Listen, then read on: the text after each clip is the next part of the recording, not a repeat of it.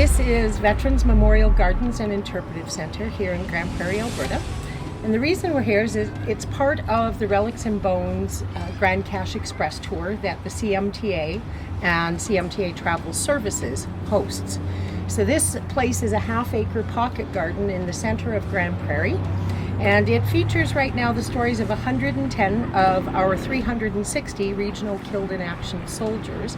It also features the Afghanistan War Memorial, and in 2 weeks' time we will have our Indigenous and our Métis War Memorials installed.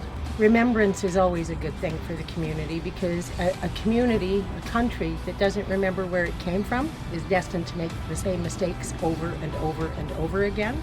And so by putting those stories out in the public, letting people see how young they were, letting them know the families that were involved. I mean, truly, we have so far 360 regional killed in action soldiers that we have unearthed.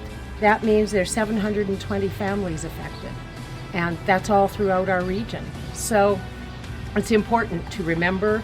It's important for me as a military kid. Both my parents served, and I was born on an armed forces base. So for me, this is a natural extension of family, but it's also very important to teach our youth, because our youth are the future, and if they don't learn the past, the future is doomed. I chose this stop because it's ours. It's our little crown jewel next to the Wayside Fallen Riders Memorial in Two Hills, which we'll also be taking in next week. This place is special. It's built on land donated by the Army Navy Veterans in Canada 389 unit, and there's just something magical about this place. When you're here, you feel peaceful, you feel content, and yet when we're having ceremonies, the energy in this place just lifts, and you can feel the spirits. And I know that people think I'm crazy, but I swear to the Lord that I can hear them whispering, they're partying with us again. They haven't forgotten us. And I think that's what's the most important thing, is we can't forget. We host everything from show and shines with car clubs to military ceremonies. We have youths that come here on field trips. We have elders that come and pick medicine and help us weed and keep on top of things. And summer students, all of the education programs. It's a fairly full meal deal. Because we have a lot of kids that come in here to use the education kits, right? Oh. So, depending on what we're doing, we have, some tables so we can have stations. But I mean, these education kits have different stations. So you put station 1 out and the teacher's cheat sheets, and then all the objects that the kids get to learn about. This is the Morrow River crossing. And this is Tadesh, and this one here is what they call Little Stalingrad, and it shows the battle, all of the tank battles and everything that happened. These are postcards. No. Okay? And this is the before and the after.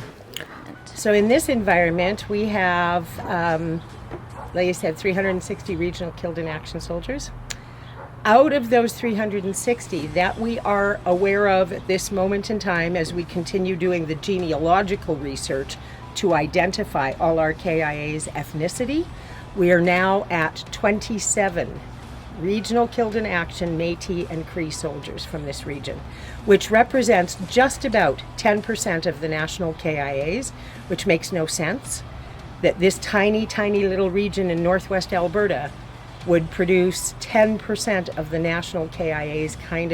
The numbers are skewed. So we need to find out why, and some of the reason why we do know, and that's because First World War Indigenous veterans who had been disenfranchised because they served our country told upcoming soldiers to be, don't let the Indian agent know that you've signed up, don't tell the government your name, change your name so that your family is protected and you won't be removed from your family for bettering yourself or being part of the military. Are the Canadian Motorcycle Tourism Association, and a lot of the board members and the people that are part of our association are either children of veterans, have been a veteran, or have family members that serve. So everybody has a connection to the military, but we're all riders in this association. You know, when you think about the dispatch rider and the connection to the military that motorcycles have, the strong Indigenous component, the amazing veteran and killed in action stories that are here in the gardens just makes a really natural fit for something like this. When you're walking through the gardens, this is our Indigenous garden, which we're just getting ready to build. This is our Métis garden, and next week we start pouring concrete for the War Memorial.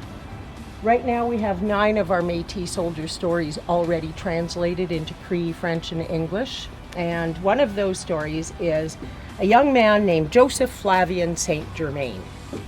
Now, Mr. St. Germain plays a key role in a story that is very largely connected to the Loyal Edmonton Regiment. Not only was he a lance sergeant in the regiment, but he served under James Riley Stone, who ended his military career as a full colonel. But James Riley Stone is very famous in the military world for starting the Military Police Fund for blind children. And they have a motorcycle component, the Military Police National Motorcycle Relay Ride for blind children. So back in 1939, Jim Stone, who had started his Alberta story 60 miles up the road in Blueberry Mountain, rides his saddle horse Mabel to Grande Prairie. He enlists, and within 5 years, he's the commanding officer of the regiment. In his 4th year, he was a major, and this was during the Battle of Ortona in Italy.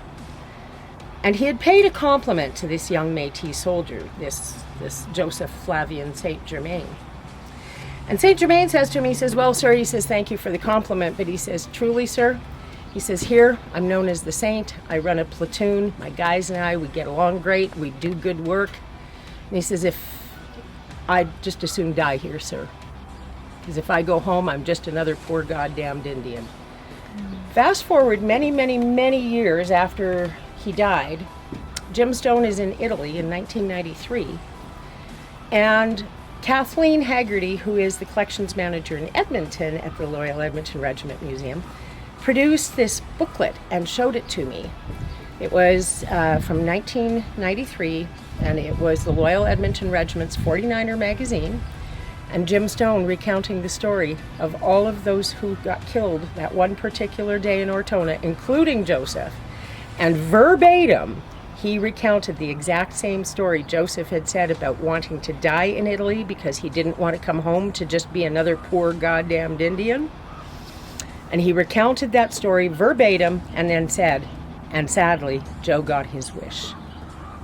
So these stories are connected to families, to humans, to hearts and souls, and they can't ever be forgotten. That's my mission. Well, it started out in 2017 with just the Afghanistan War Monument and the 4 memorials that anchor the monument. And then the Anavets challenged me that if we could get a building installed and all the utilities, that they would donate the land to us, so hence we now own the land. I envision having my Soldiers of Suicide garden finished very soon. The Loyal Edmonton Regiment garden, where all the potatoes currently are, is going to be the regiment's coming up to help us design it this summer. And then that way, in a couple of years' time, we'll have that fully developed. And then we have the Indigenous garden to finish developing, and we're looking to find somewhere in the garden that would make sense to put an Inukshuk to recognize all of the Inuit soldiers that have served. And then we have our Women of War and Animals of War garden that we want to get finished, and our associations garden. And then, of course, we're massing out on our website so that we're able to take all the stories we can't tell here, put them on QR codes on storyboards, and then tell them on our website. So we want to really expand that. My dream, if land was not an issue, if cash was not an issue, I would own that soccer field, the building behind us, and this would all be aircraft and tanks and armored personnel carriers and all kinds of equipment. I I have a big dream. Whether it'll ever get envisioned, I don't know, but all we can do is put it out there and hope. I'm a member of the Canadian Army Veterans Motorcycle Units and have been since their inception. This is the very first supporter patch they ever came out with, and I refused to give it up when they went to the CAV one. As part of that group, there was a lady by the name of Lise, and Lise was a member of 1st CAV in Ontario, and she went on a mission to petition Beechwood Cemetery, our national military cemetery, to honor the soldiers of suicide whose battle didn't end in the battlefield but ended up at home with them taking their lives. And so now in Beechwood Cemetery there is a beautiful big rock with a brass memorial and a tree that honors those soldiers who couldn't turn it off when they came home, who were so broken by the things that they'd done and seen, right? So what I want to do in this garden is I want to have an eternal light built to constantly shed light in the darkness to help chase away some of those demons, and have a bench where that's all you focus on is just that eternal light and the peacefulness. And then we want to plant like the potato boxes all the way down the sides so that you're kind of isolated and it's just you in this little bubble with the soldiers and remembering them. One of the people that really sparked me to want to do this was a good friend of mine named Vic Remillard. Vic was in the Northwest Territories. He had a beautiful wife, blended family, 6 kids, and he had been 7 years special ops, and he wasn't getting the mental health supports he needed, and he took his life. And I was with his family when we repatriated his ashes in Trenton so that he was treated with honor and dignity, the same as all of the other soldiers whose bodies were repatriated home to Trenton. And so with the family, we went, we spread his ashes, we took him on his final motorcycle ride and honored his memory in a way that is so fitting, because the pain that man went through, no person should have to go through, and especially not alone. So sometimes I love the military and the things they do, and other times I don't love it so much. When Vic killed himself, I could have gladly gone to his commanding officer and kicked him, just because my heart was hurt. I don't understand all the ins and outs of why he ended up in that situation. The military's very closed-mouthed about that. But at the end of the day, I lost a friend, 6 children lost their father, and a woman lost her husband, and parents lost their child. So all I can hope is that by honoring those soldiers of suicide, that they too never be forgotten. Join us next time as we complete day 3 of the Grande Cache Express tour with CMTA Travel Services, hosted and operated by the Canadian Motorcycle Tourism Association.